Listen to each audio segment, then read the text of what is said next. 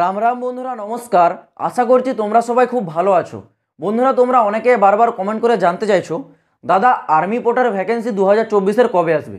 তো দেখো, আমি তোমাদেরকে সেই বিষয়টা একটু ক্লিয়ার করে বলে দিচ্ছি, এই ভ্যাকেন্সিটা তোমাদের কবে আসবে। কিন্তু তার আগে যারা এই ভ্যাকেন্সিটার ব্যাপারে জানো না, তোমাদের জন্য বলে রাখি, আর্মি পোর্টার এমন একটা ভ্যাকেন্সি যেখানে তোমরা সিম্পল 8 পাস বা 10 পাস যোগ্যতায় যেতে পারবে। কিন্তু এখানে চাকরিটা পেতে গেলে তোমাদেরকে কোনো লিখিত পরীক্ষা দিতে হয় না, কোনো ইন্টারভিউ দিতে হয় না, শুধুমাত্র একটা সিম্পল রান হয়, একদম সিম্পল, কোনো হার্ড প্রসেস থাকে না। সাধারণ রানটা করে দিলেই তোমরা এই চাকরিটাতে সিলেক্ট হয়ে যাও এবং তোমাদের প্রতি মাসে বেতন থাকে কিন্তু 30,000 টাকা করে।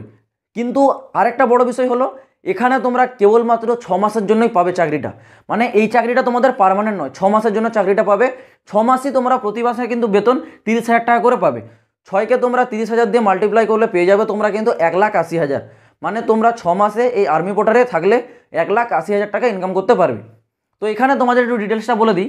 এখানে টোটাল নাম্বার অফ পোস্ট কিন্তু কোনোদিন উল্লেখ করা হয় না। আর্মি পোর্টারে কতজন ক্যান্ডিডেটকে নিয়োগ করা হবে সেটা কিন্তু টোটাল কোনোদিন উল্লেখ করা হয় না।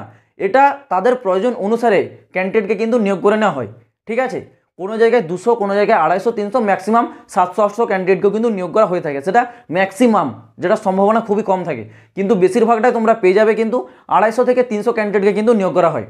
এখানে তোমাদের কোয়ালিফিকেশন যেমন বললাম 8 পাস বা 10 পাসে তোমরা যেতে পারবে এবং তোমাদের বয়স 18 থেকে 40 বছর বয়সের ম্যাক্সিমাম তোমাদের এটা, ঠিক আছে। 40 বছর বয়স পর্যন্ত যেতে পারবে। আর এখানে স্যালারিটাও তোমরা প্রতি মাসে 30,000 টাকা পেয়ে যাবে। এবং তোমরা অনেকে শুনছো এই ভ্যাকেন্সিতে যেতে গেলে তোমাদের হাইট লাগে না। আর এটা তোমরা ইতিমধ্যে অনেক ক্যান্ডিডেট বিশ্বাসও করে নিয়েছো। অনেক ইউটিউবার আছে তোমাদেরকে এই ধরনের ভুল ইনফরমেশন দিচ্ছে যে তোমাদেরকে আর্মি বর্ডারে যেতে গেলে কোনো হাইট লাগে না। তো তারা কোনখান থেকে ইনফরমেশন নিয়ে বলছে বা তারা কিভাবে বলছে সেটা তো আমি জানি না, কিন্তু আমি তোমাদের উদ্দেশ্যে বলছি সেটা সম্পূর্ণ তোমাদেরকে ভুল বলছে। আর্মি পোর্টারেও তোমাদের হাইটটা চেক করা হয়। হ্যাঁ, এমন একটা হাইট চেক করা হয় যেটা সাধারণভাবে সবারই থেকে থাকে। তার মানে এই নয় যে হাইটটাই চেক করা হবে না, ঠিক আছে। হাইটটা চেক করা হয় তোমাদের 160 সেমি। অনেকে বলছে যে তোমাদের হাইটই চেক করা হয় না। ভাই, তুমি একটা আর্মির চাকরিতে যাচ্ছ, ঠিক আছে। প্রপার ইন্ডিয়ান আর্মির তোমরা আন্ডারে কাজ করতে চলেছো, হতে পারে লেবার পোস্টে, ঠিক আছে। কিন্তু তোমরা যে চাকরিটা সেটা কিন্তু ডিফেন্সের আন্ডারেই করছো। আর ডিফেন্সের চাকরির জন্য তোমরা একটা জিনিস ভেবে রাখবে, তোমাদের হাইট কিন্তু ম্যান্ডেটরি, মানে এটা কম্পালসারি সবার চেক করা হয়। এই 160 সেমি হাইটটা জানি যারা ডিফেন্সের জন্য প্রস্তুতি নিচ্ছ প্রায় সব ক্যান্ডিডেটই আছে, 160 সেমি সবারই থাকে, ঠিক আছে। এটা কোনো সমস্যা নেই। কিন্তু কেউ যদি বলে যে এখানে হাইটই চেক করা হয় না, তাহলে এমন কোনো ক্যান্ডিডেট তো থাকতেই পারে, 100 জনের মধ্যে একজন তো থাকতেই পারে যার হাইট 160 সেমির থেকেও কম। তাহলে সেরকম ক্যান্ডিডেটের মনের মধ্যে যে আশাটা জমে গেল যে ভাই এখানে কোনো হাইটই চেক করছে না, তাহলে আমি চলে যাই। সে শিলিগুড়িতে চলে গেল র্যালির জন্য। সেখানে যখন তাকে এখানে হাইটের বারটা যখন তাকে ক্রস করে যখন ভেতরে এন্টার করতে হবে, তখন তার কি হবে, সেখান থেকে সে ঘুরে আসবে, তার টাকা নষ্ট হবে, ঠিক আছে, তার সময় নষ্ট হবে। সেই জন্য বলছি, তোমরা যাকে বিশ্বাস করছো তাকে একটু ভালো করে আগে ইনভেস্টিগেশন করে নেবে। সেই ক্যান্ডিডেট মানে যেই ইউটিউবারকে তুমি বিশ্বাস করবে সে তোমার বিশ্বাসের যোগ্য কিনা, সে কীরকম ইনফরমেশন দেয়, ঠিক আছে। সেই জন্য বলছি, তোমরা ভেবে নাও না যে হাইট চেক করবে না। হাইট তোমাদের 160 সেমি, এটা ম্যান্ডেটরি, যদিও এটা সবারই থেকে থাকে, ঠিক আছে। হাইট নিয়ে কারো কোনো সমস্যা হবে না। এবার সবথেকে যে বড় বিষয়, এখানে তোমাদের যে সিলেকশন, সেই সিলেকশনটা কি শুধুমাত্র রানের মধ্যে হয় না? রান হয়, রানের সাথে সাথে তোমাদের ডকুমেন্টস ভেরিফিকেশন হয়। ডকুমেন্টস ভেরিফিকেশনটা তোমরা জানো প্রতিটা সরকারি চাকরির ক্ষেত্রেই হয়।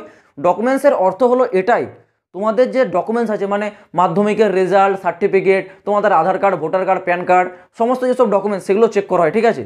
কিন্তু যেহেতু এটা একটা আর্মির চাকরি, তোমাদের এক্সট্রা যে ডকুমেন্টসটা হয়, যেমন তোমাদের ডোমিসাইল সার্টিফিকেট, এছাড়াও তোমাদের পুলিশ ভেরিফিকেশন এবং ব্যাঙ্ক অ্যাকাউন্ট, যেটা তোমাদের থাকতে হবে এসবিআই ব্যাঙ্কে।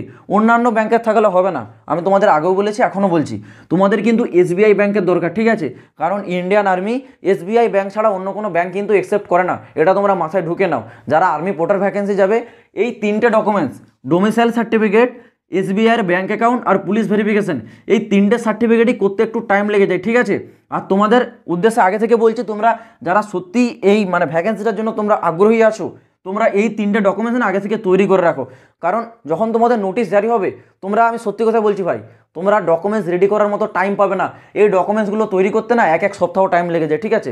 তোমরা আগে থেকে যদি করে রাখো তোমাদেরই ভালো। তোমাদের যখন নোটিফিকেশন জারি হয়ে যাবে, তারপর যদি তোমরা এই ডকুমেন্টসের জন্য অ্যাপ্লাই করো না, তাহলে তোমাদের র্যালি ডেট পেরিয়ে যাবে, ঠিক আছে। র্যালিটা কিন্তু খুব কম, মানে একদমই খুব কম ক্যান্ডিডেটকে নিয়ে করা হয় এবং র্যালিটা বেশি দিন নয়, 1 থেকে 2 দিনের প্রসেস।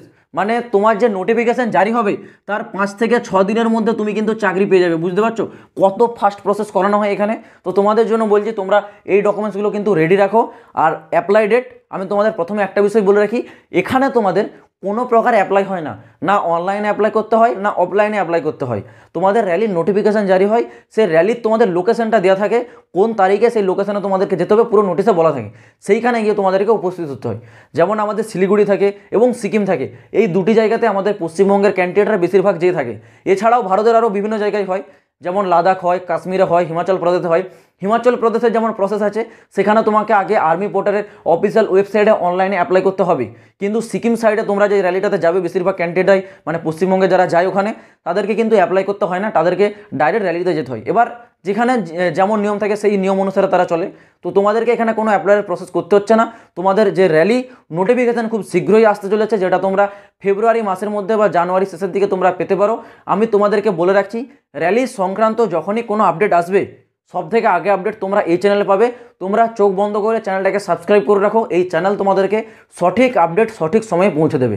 তো তোমাদেরকে বারবার বলবো আরেকটা কথা, তোমরা যারা ডকুমেন্টসটা তৈরি করোনি এখন থেকে করে রাখো, যদি সত্যি তোমরা র্যালিটার জন্য ইন্টারেস্টেড হয়ে থাকো। তো চলো বন্ধুরা, আজ ভিডিওটা এই পর্যন্ত। দেখা হচ্ছে আবার পরের ভিডিওতে নতুন কোনো আপডেটের সাথে। জয় হিন্দ, বন্দে মাতরম।